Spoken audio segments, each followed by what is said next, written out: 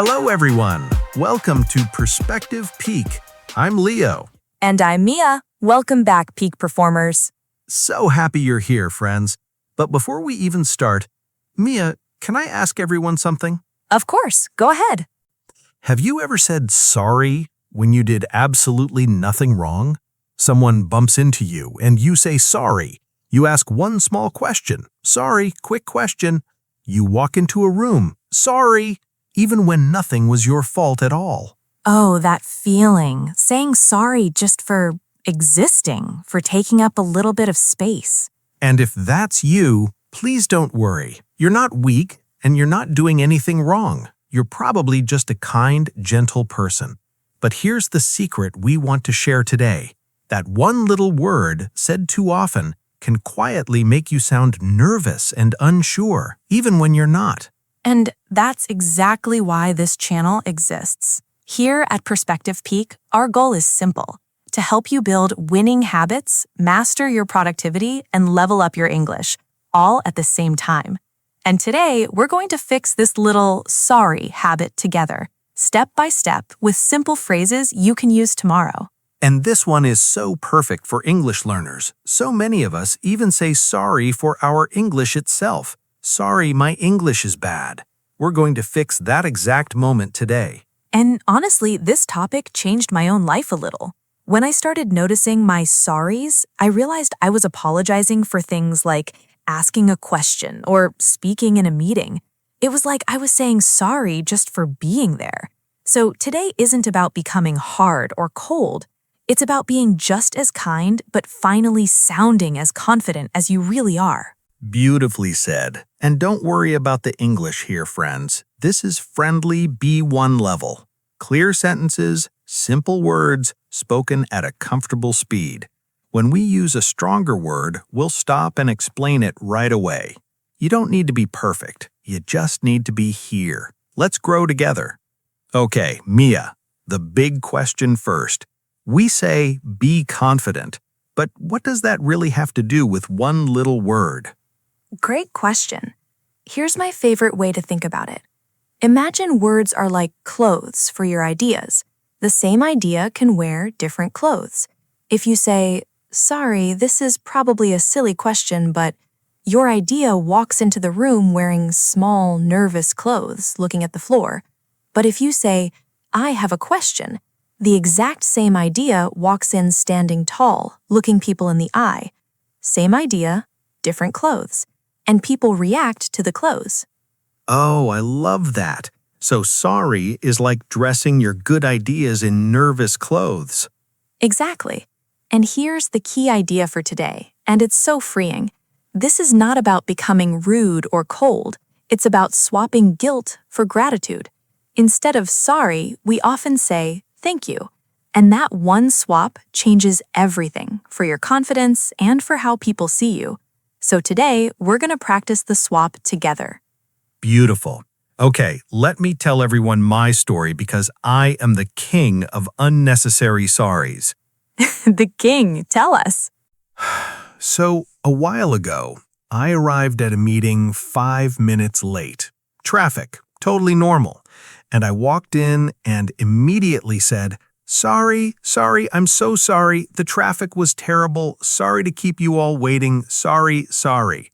5 sorries before I even sat down. And do you know what happened? The whole room got a little awkward.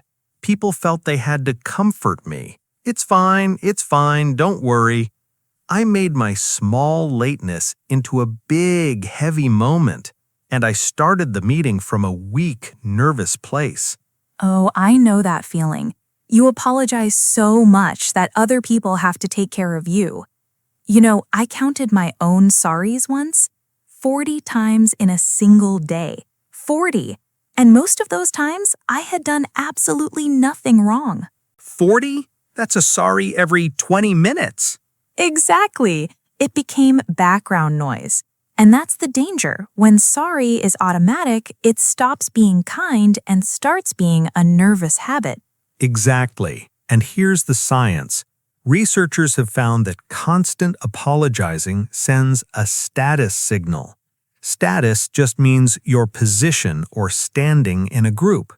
When you apologize again and again for small things, you're quietly telling everyone, "I am below you, please forgive me." Your brain thinks you're being polite, but the other person's brain hears, "This person feels small." It's like a dog rolling onto its back. It's a signal of, "Please don't be angry with me." So all those sorries were sending the wrong message without me knowing? Completely without knowing. Now here's the magic. The next time I was a little late, I tried something different. I walked in, smiled, and said, "Thank you all for waiting." That's it. And the room felt completely different. Calm, warm, but strong. Nobody had to comfort me. We just started. Thank you for waiting instead of sorry I'm late. Same situation, totally different feeling. Exactly. And here's the part that surprised me most. Thank you for waiting is actually more respectful to them, not less. Sorry makes it about me and my guilt, but thank you for waiting notices their time, their patience. It gives them something. So I sound confident and I'm kinder to them at the same time. It's a win for everyone in the room.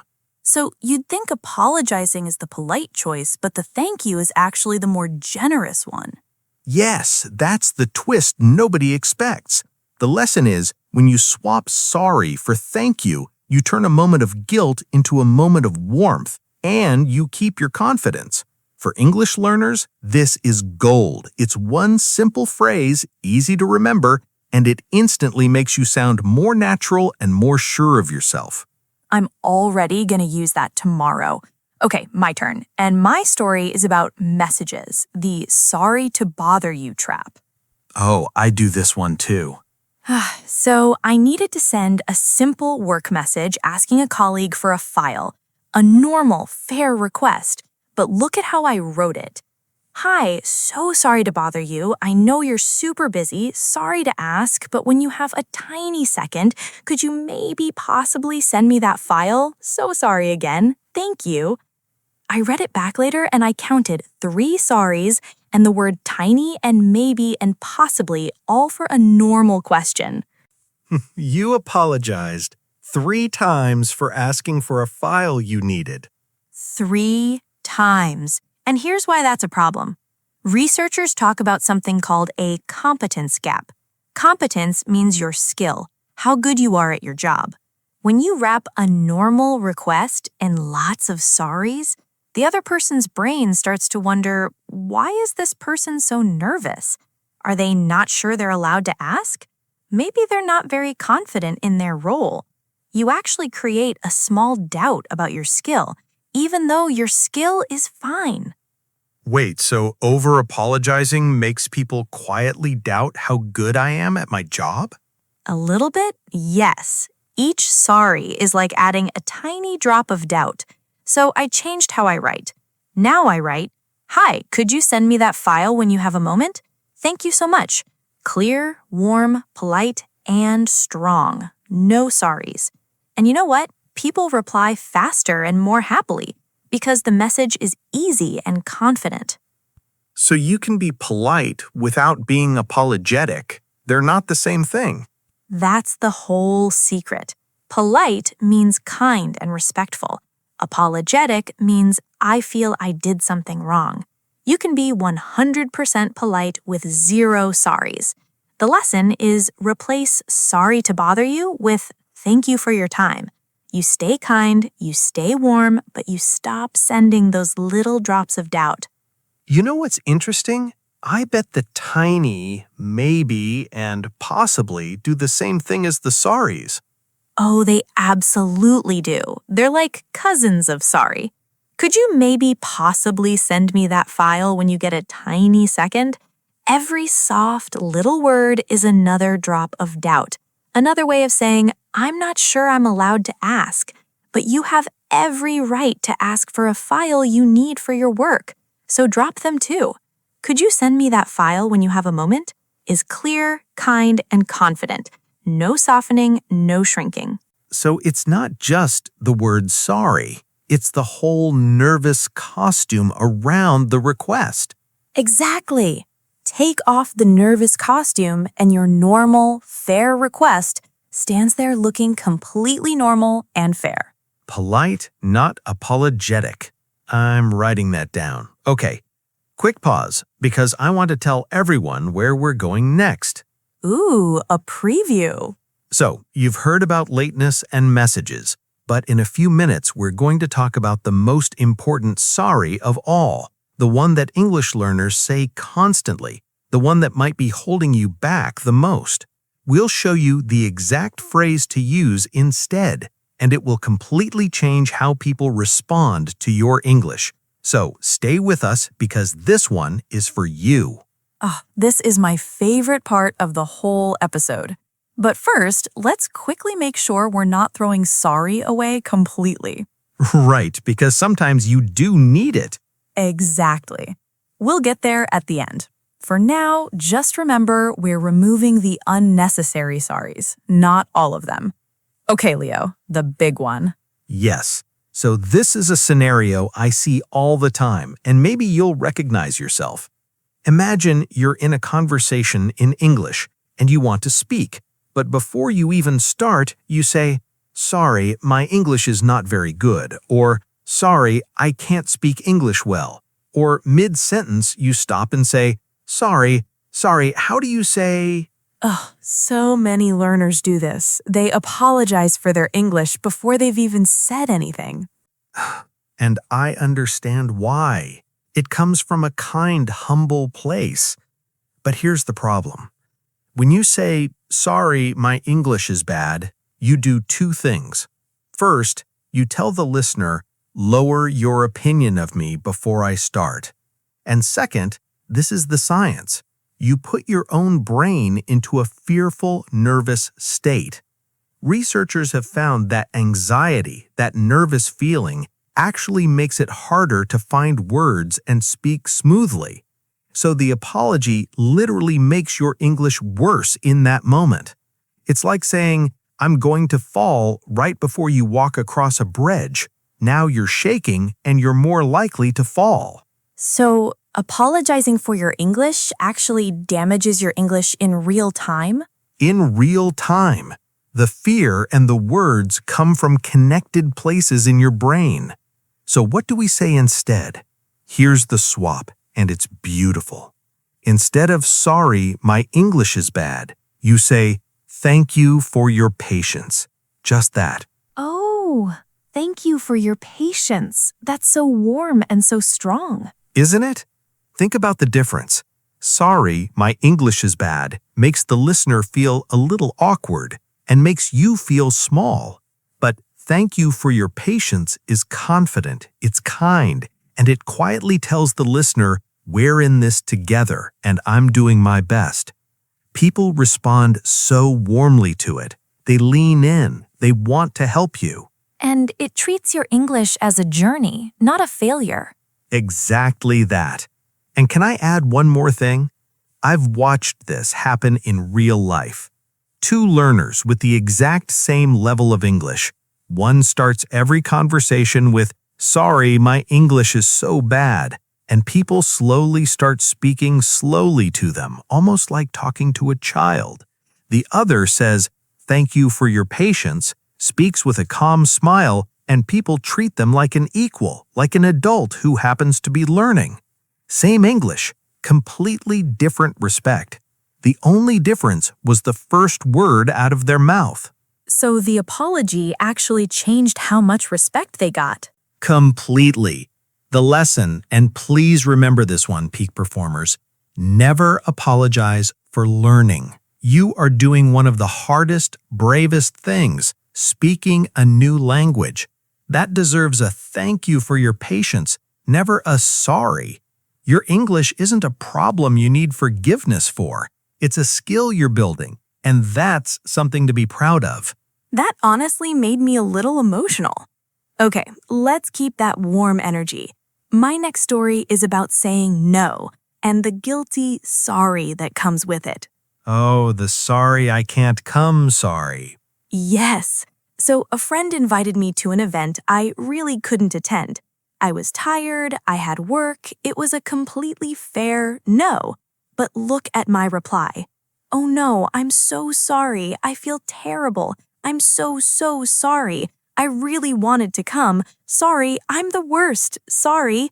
I apologized like I had committed a crime for not going to a party. You apologized like you'd forgotten her birthday and her wedding at the same time. Exactly. And here's the cost. When you over-apologize for a normal no, two things happen. First, you make a simple boundary feel like a big guilty drama. A boundary is just a limit you set to protect your time and energy. And second, researchers connect this to something called social burnout.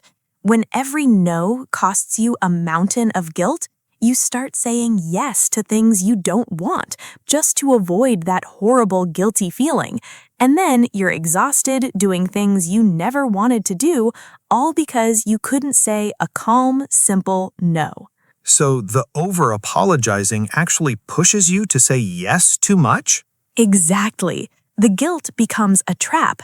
Think about it. If saying no feels like a small earthquake of guilt every time, your brain learns to avoid that feeling by just saying yes to everything. And then your calendar fills up with things you never wanted, and you're tired and a little resentful, all because you couldn't say a calm, simple no. So the 10 sorries today become a month of doing things you didn't want to do. Exactly that. So now I say something like, "Thank you so much for inviting me. I can't make it this time, but I hope it's wonderful." See? Warm, grateful, kind, and no heavy guilt, no 10 sorries.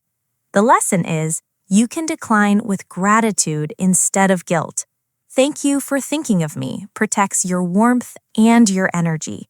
Saying no is allowed, and it doesn't require an apology.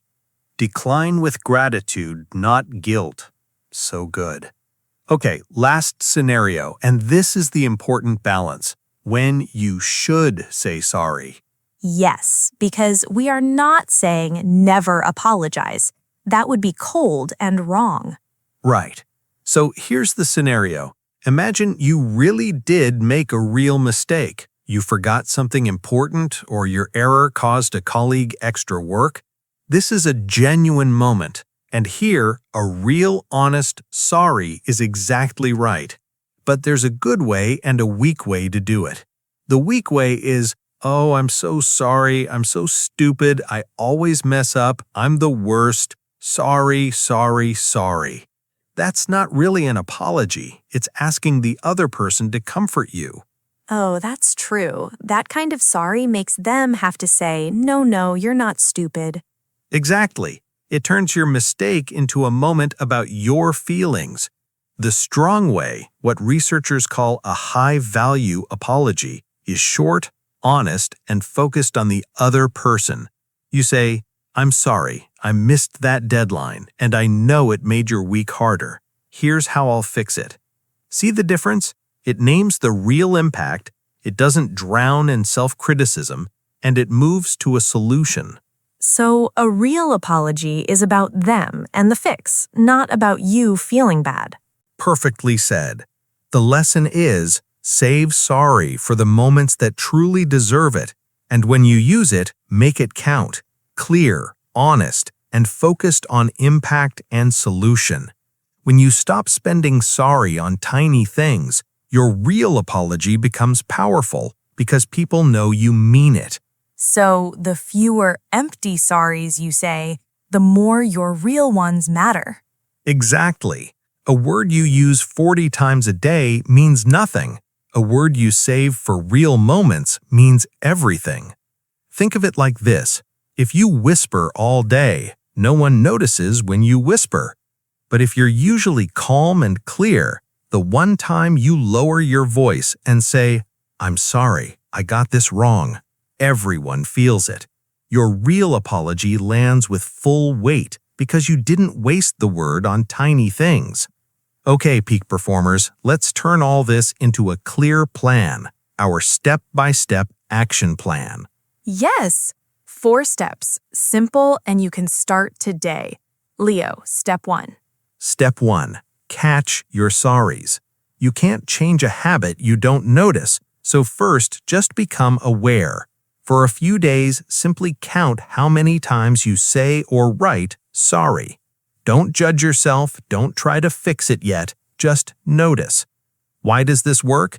Because awareness is the first step of every habit change. You have to see the pattern before you can break it. For example, you can check your last 10 text messages right now and count the sorries. Most people are shocked. A common mistake is jumping straight to fixing without noticing first. Start by just watching yourself for a few days. The counting alone already changes you. Love it. Step 2. Swap sorry for thank you. This is the heart of today, the gratitude pivot. Whenever you catch a sorry that isn't for a real mistake, replace it with a thank you. Sorry I'm late becomes thank you for waiting. Sorry to bother you becomes thank you for your time. Why does this work? Because it keeps you warm and polite, but removes the guilt and the weak status signal. For example, write 3 of these swaps on a sticky note and put it on your computer. A common mistake is thinking you have to sound cold or rude to sound confident. You don't. Gratitude is warmer than apology and stronger at the same time. So good! Step 3. Just say the thing. Drop the apology preface. Many of our sorries are little words we put before a sentence. Sorry, can I ask a question? Sorry, I think differently. Try simply removing them. Can I ask a question? I think differently. Why does this work? Because your idea doesn't need permission. The apology preface adds nothing except weakness. For example, instead of, sorry, this might be wrong, but I think we should wait, just say, I think we should wait. A common mistake is softening every sentence so much that your real point disappears. Say your idea cleanly. It's allowed to take up space. Yes, and step 4, save sorry for real apologies and make them count. Keep the word for genuine moments when you truly affected someone, and when you use it, make it strong. Name the real impact, skip the self-criticism, and move to a solution. Why does this work? Because a sorry you rarely use becomes meaningful and powerful when you do use it. For example, I'm sorry I forgot to reply. I know you were waiting. I'll send it within the hour. A common mistake is turning your apology into a long list of how bad you are, which makes the other person comfort you instead of accepting your apology. Keep it short, honest, and about them. My sticky notes are going to be covered in thank yous. Okay, everyone, time for the part you've been waiting for, the extended vocabulary corner. 5 powerful words from today's episode, with examples from both of us. Mia, word 1. Word 1. Apologize. To apologize means to say you are sorry for something. The noun is apology. Leo, give us an example. Sure. You don't need to apologize for asking a normal question. And mine. When I make a real mistake, I apologize clearly and then fix it. Lovely. Word number 2, a strong B2 word, assertive.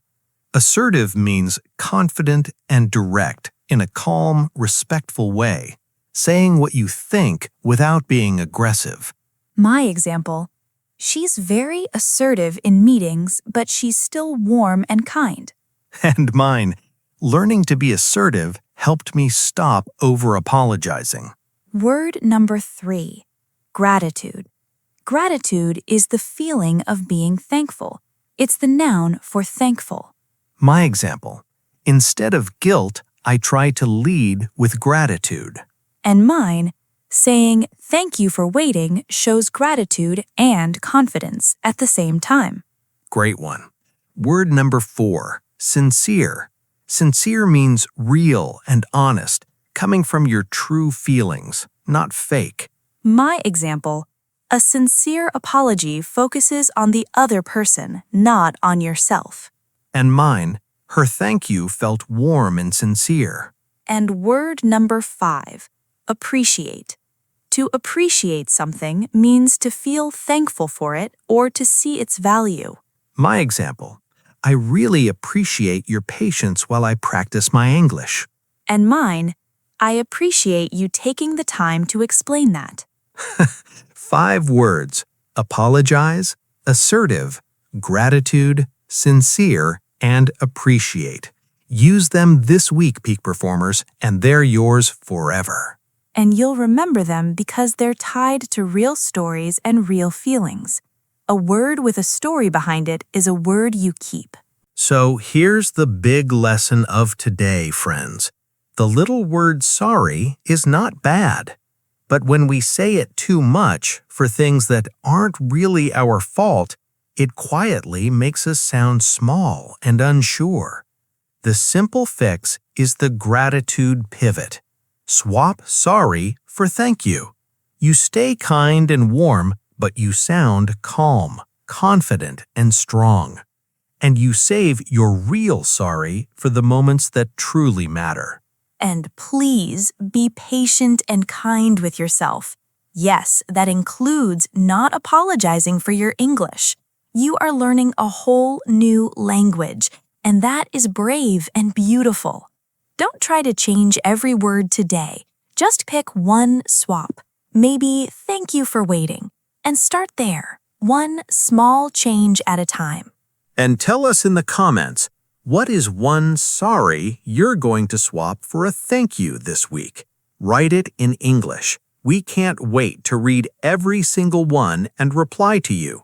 Subscribe, hit the bell, and start thinking deeper while you see higher. Keep learning, keep growing. See you next week on Perspective Peak. Perspective peak, yeah, we set the pace. Moving to the top, we win the race.